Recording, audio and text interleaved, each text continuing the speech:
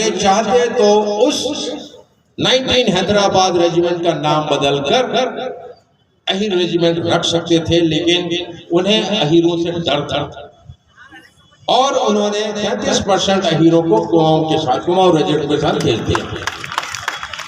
अब जब चुनाव खत्म हुआ, उत्तर प्रदेश उस समय और आज भी राजनीति के रूप से देश का बड़ा प्रभावशाली, बहुत बड़ा राज्य है, बहुत महत्वपूर्ण राज्य है। उसके जो पहले मुख्यमंत्री थे वो थे स्वर्गीय गोविंद बल्लभ पंत। वो कहाँ के रहने वाले थे? कुमाऊं रीजन के थे। और वो नहीं चाहते थे कि अहीर कुमाऊं रेजिमेंट से अलग हो, क्योंकि अगर आपके पास एक वीर आपका दोस्त है, जैसे संजय है, अगर संजय मेरा दोस्त है तो मैं नहीं चाहूंगा कि वो दोस्त मुझसे अलग हो। आप चाहेंगे कि वो दोस्त आपके साथ रहे। इस तरीके से स्वतंत्रता के बाद अनेक प्रकार के राजनीतिक विषाद पर समीकरण बदलते रहे।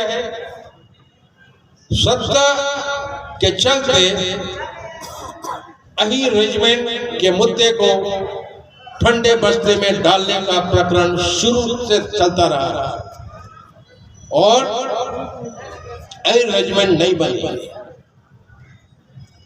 1962 में जो चाइना से लड़ाई हुई थी, 18 नवंबर 1962 को चार्ली कंपनी 13 कुमाऊं की, जो अहीरों की बटालियन थी, उसमें 120 अहीर थे। 18 नवंबर 1962 की रात को उन 120 अहीर में से 114 अहीर शहीद हो गए थे। उन्होंने 1400 चीनियों को मारा था और उस एक रात की लड़ाई के चलते आज जो त्रिशूल है और जो लेह है वो भारत के पास है। उसके बाद फिर अहीर रेजिमेंट की बात चली। अखिल भारतवर्षीय यादव महासभा ने यह मुद्दा 1924 से शुरू किया। 1962 में इस लड़ाई के बाद जो रिजांगला है वो 18,000 फुट में -35 डिग्री की टेम्परेचर 2 अक्टूबर 2022 को मैं अपने साथी कैप्टन रमेश पायलट के साथ रिजांगला गया था और वहां से हमारे 114 वीर अहीरों के लहू से लिप्त पवित्र मट्टी को हम लाए हैं और वो पवित्र माटी देश के हर कोने में जा रही है। झारखंड में भी आई थी, पीताम्बर जी लेके आए होंगे, आप सब लोगों को पता है। याद रखिए वो उन शहीदों की मिट्टी है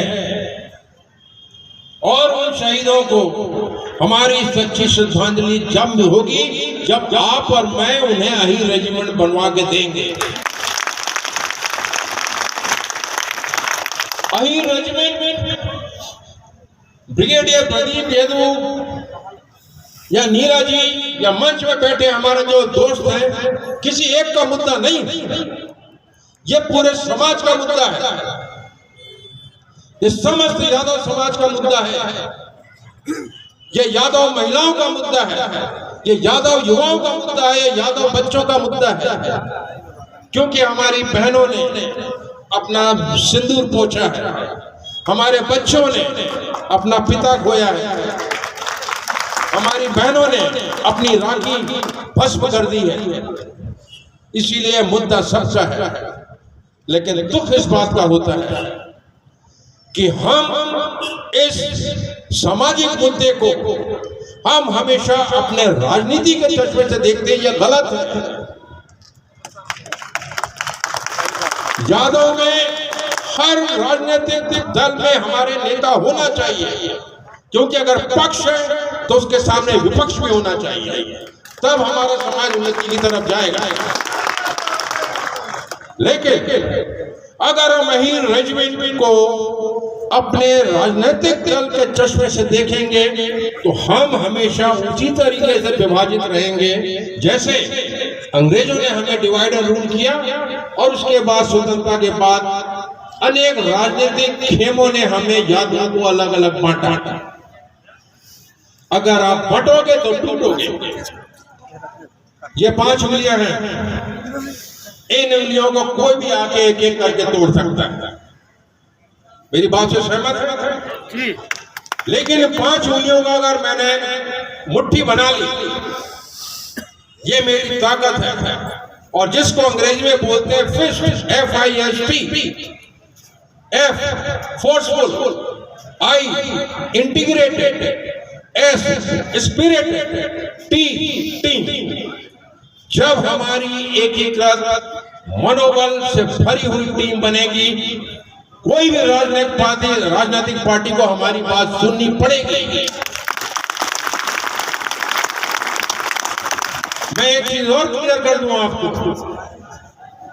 मुझे किसी भी पार्टी से कुछ नहीं चाहिए, मुझे किसी पद की लालसा नहीं है। जो मेरा मान है, स्वाभिमान है, वो मेरे सीने में लगा है। इसमें वीरता पुरस्कार भी शामिल है। मुझे दुख होता है कि आज हमारे यादव आपस में एक दूसरे के खिलाफ खड़े हो रहे हैं।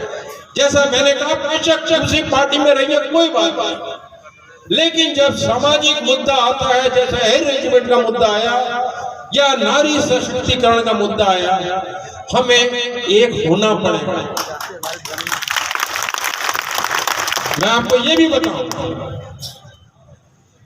2 नवंबर पर मैं भारत जोड़ो यात्रा में राहुल गांधी के साथ चला था और उनको मैंने अहीर रेजिमेंट का ज्ञापन सौंपा है। और मैं हर राजनीतिक दल के बड़े नेताओं के पास जाऊंगा कि आप आधिकारिक घोषणा करें